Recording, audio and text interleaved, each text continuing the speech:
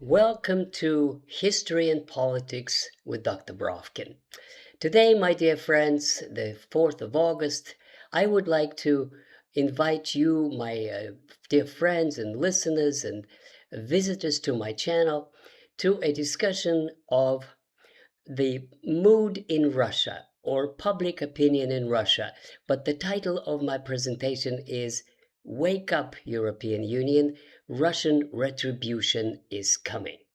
Now, the reason I have such a thundering, alarming title is that the monitoring, what I do of Russian press and Russian media, is coming to a boiling point, and that is in connection to the drone attacks on civilian targets. So I propose that I would focus today on 4 questions. The first: what is the mood of the Russian public in view of the drone hits on the beaches, cafe, festival, and civilian infrastructure that happened in the last week or so? Question number 2: how far are the Russians going to go in their retribution? That is to say, are they going to hit European targets? And if so, how and when? Question number 3: what means do the Russians have to hit any targets? What do we know about Russian weaponry that is being used and that is in storage? And question number 4: what do they say now? That is to say, now, in the wake of political events and negotiations about Mr. Zelensky, Trump, and the leaders of the European Union. So these are the 4 questions, and let me start with the drone offensive. Now, there was much talk in Western media about drone attacks on Russian infrastructure and oil facilities, and they're all celebrating that Putin will be deprived of the revenue and its legitimate targets, etc., etc. Now, to that I already discussed, and I focused a lot in recent presentations, that the Ukrainian drones on the highly flammable facilities pale in comparison to the lists and lists of targets that are legitimate military targets, producing drones, factories of all kinds, assemblies and other places that are published daily in the Ministry of Defense of Russia.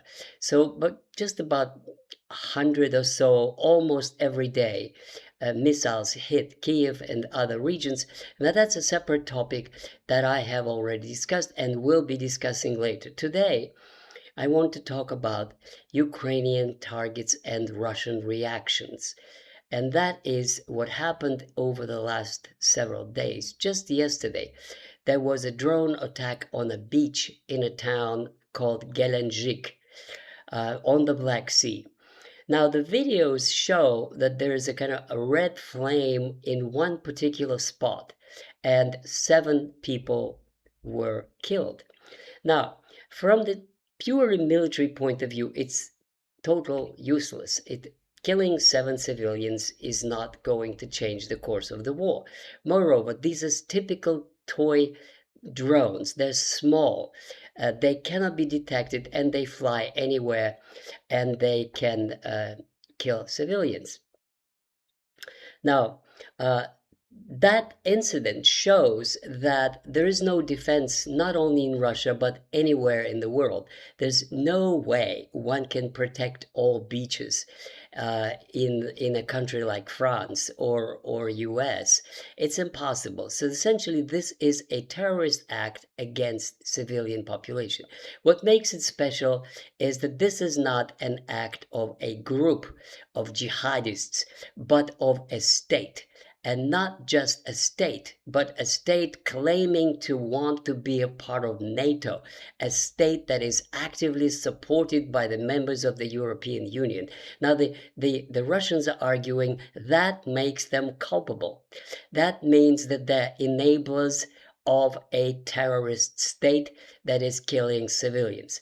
Now, also, you I'm sure heard that there was that same week an explosion in a cafe, in a restaurant in Moscow, with several people killed. That also is something that's not a drone. This is something that was a typical terrorist act. Somebody brought up the explosive and blew it up. That means Ukrainian infiltrators. That means, by international law, a terrorist act. And there was also a hit on a festival in Omsk. And of course, too, there's no way Ukrainian missile or drone could have flown several hundred kilometers, 1,000 kilometers to Omsk. So this is a terrorist act. Now, all of this makes Zelensky's regime, not only in the eyes of the Russian public, but in the eyes of international law, a terrorist regime.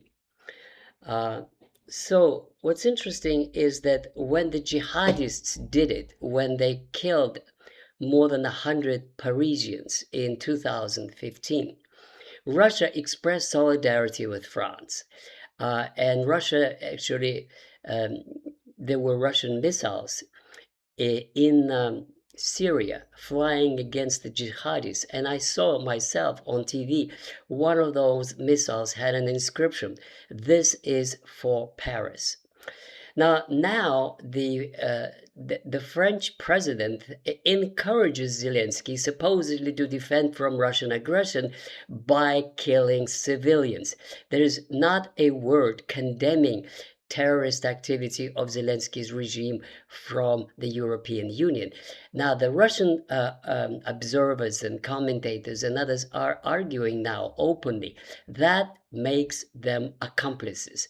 That means they are a legitimate target as enablers of state terrorism. Now, that kind of language is new. This is new. That has not happened before. And this is why I'm talking about it today. Now, Russian mood is rage. No one can protect anyone from terrorists, and therefore the response that you ask any Russian general, any Russian commentator is hit them harder. This is what you could hear in many media outlets and platforms and discussions that I monitor regularly. Now, that brings me to question number 2. How far will the Russians go in this? Now, that answer, of course, is not clear. What I tried to argue before is that earlier in my previous videos is that the Russians were going to do, and they're doing exactly what I predicted they would do. They would first destroy the logistics in Ukraine, and therefore this is why there are no ships coming to Ukrainian ports. That the bridges are being hit, the ships are being hit. Over 70 ships trying to bring supplies to Ukraine have been hit. There's a de facto blockade of the Black Sea coast by Russian fleet. But there is more, and the Russian commentators are saying that if there is a NATO airplane in the skies of Estonia, mapping out and providing targeting information for Ukrainian drones, Russia has a right to shoot down that airplane, even if it's on the skies of Estonia. So this is also new. That has not been argued before. Now, there's also voices saying that Musk's satellites have not been touched, but it's time to touch those, because this is a direct enabling of murderous activity conducted by Ukraine against Russian civilian targets. So now there's talk about hitting American targets as well. Now, this is also not something new. Now, what I heard yesterday in one of the discussions is a reasoning like this. Trump says we're not supplying Ukraine with weapons. We're just selling those to the European Union, and they are totally independent to do whatever they want. So one of Russian generals in the discussion that I heard said, okay, well, let's just do the same thing. Let's just sell for 1 ruble, let's say an Onyx missile to Houthis. Now, Onyx missiles are designed to hit aircraft carriers. So they can sink a couple of those that are in the Middle East. And then we could say we're not doing anything different from you. You're supplying Ukraine, we're supplying Houthis. They are free to do whatever they want in a conflict we have nothing to do with. And we can offer our honest efforts to reconciliate the warring parties. So many people in Russia are saying we must act as Iranians. We should hit the depots of Ukrainian drones and production facilities in Poland. Just today, I read in TASS, official Russian news agency, that production facilities were moved from Kharkov to Poland. And that is why the Russians are saying we just cannot have Poland sit there as if they're not involved and protected by NATO. We don't care anymore. We cannot allow this to go on. We should hit Polish facilities, German facilities, British facilities, as long as these facilities provide weapons and war material to Ukraine, they are a legitimate target. Now that's what they say. That doesn't mean they're going to do it. But I think that the argument that they cannot forestall this for a long time is important to take notice. Now, the next question is what means do the Russians have to accomplish this? And of course, one of the reports I heard yesterday by General Buzilin, that he argued like this, that the United States is producing close to 1,000 Patriot missiles a year, together with Germany and together with Japan, so total production. And in the Epic Fury, they used up 1,200. Now Russia is producing just about close to 1,000 every month of various kinds, and it can produce more. In other words, Russia has total predominance over US and over NATO in missile production. Moreover, Russia has hypersonic missiles that the United States does not have. Nobody has, maybe Chinese. The point is that these observers and analysts are saying, what are we waiting for? Why are we just sitting and letting Europe talk about how weak Putin is, and they are going to produce drones and supply them to Ukraine, and they're going to kill Russian people? This cannot go on. We must respond in kind. Also, Buzilin said that just about last week, there was a new submarine launched of Yasin class, and you could see on your screens some of the military characteristics. The most important is that it can carry Zircon hypersonic missiles that March 9. This is about the fastest there is, and there's no interceptor in existence anywhere that can intercept those missiles. In other words, this silent, invisible, impossible to hear and detect submarine is armed with the kind of weapons that can destroy anything, anywhere, anytime. And there's no countermeasures that could be taken. It could be nuclear or it could be regular. And if it is regular, it can destroy any of those military facilities that are producing drones for Ukraine in UK, in Germany, in France, in Poland, wherever it may be.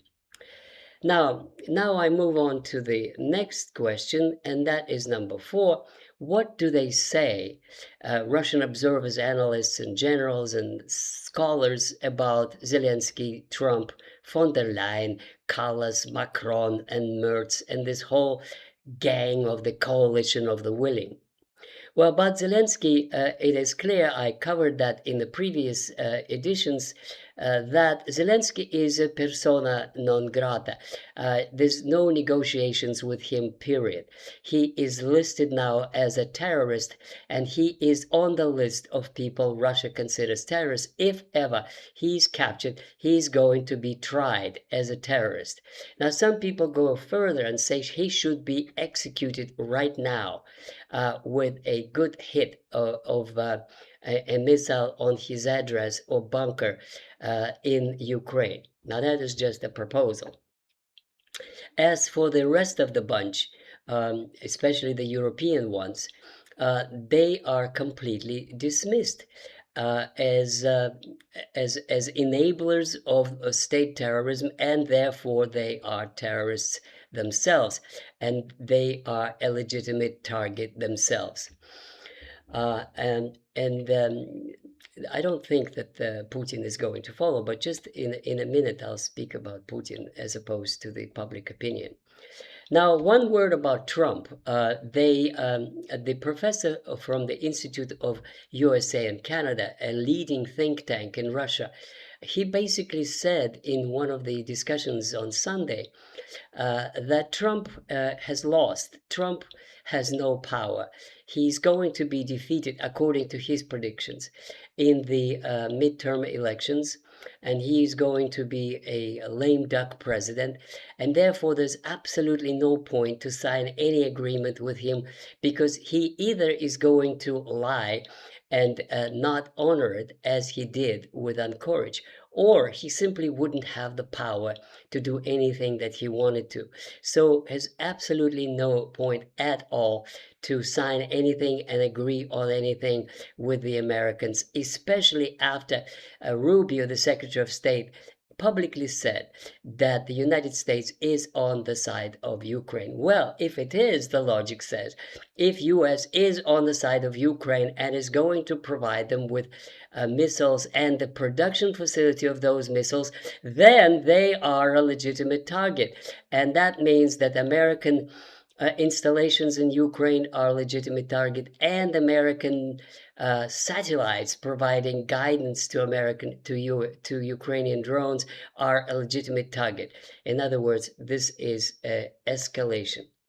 And finally, the last word is that you should all understand, my dear friends and listeners, that the only break upon these inflammatory plans and speeches, the only break is Vladimir Putin. He is the one who still wants a peaceful negotiated settlement, and unless there is one, this is from yesterday's Ministry of Foreign Affairs declaration, the war will continue to its victorious conclusion.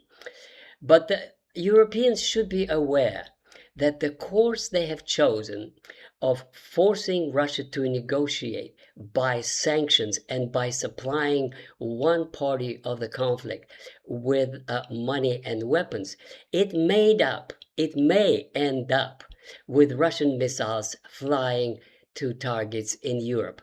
Don't be surprised if that happens. So I end on this, my dear friends, and I want to invite you to read my historical book, From Vladimir Lenin to Vladimir Putin, and you can follow me on Twitter, and you could also read some of the things I write on my Substack, and I am going to see you soon with another edition of History and Politics with Dr. Brovkin. Oh, don't forget, every Sunday I have a history lecture on now it goes about Russian Civil War in 1919-1920. Goodbye.